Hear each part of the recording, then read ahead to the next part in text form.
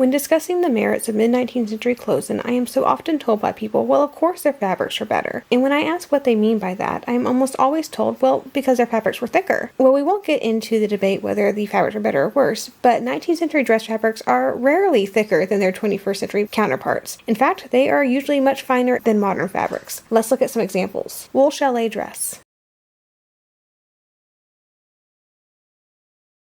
Wool shawl. Wool flannel. Silk taffeta dress. Chantilly lace.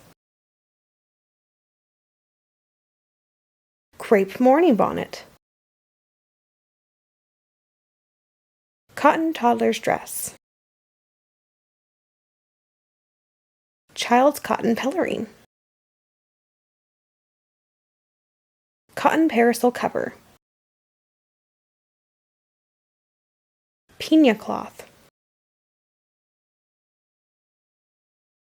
These originals that I showed are not singled out to prove a point. They are just pieces I pulled from their storage underneath my bed that date to the mid-19th century. 1840 to 1860 seems to be the time period where people truly believed that the fabrics were better because they were thicker. They are some of the first pieces I pulled out of the boxes, except I did not take out any lined bodices or dresses because that would have been hard to show the quality of each fabric because they were stuck together. And I also skipped over similar fabrics in order to show a greater variety. And that's not to say they did not have thicker fabrics too. They did have fabrics of similar weights or even heavier weights than we see today. But in terms of dress goods, or fabric from which women's and children's clothing was made, since I typically discuss clothing on this channel, those fabrics are usually thinner than their modern counterparts. And a few things to remember before we close.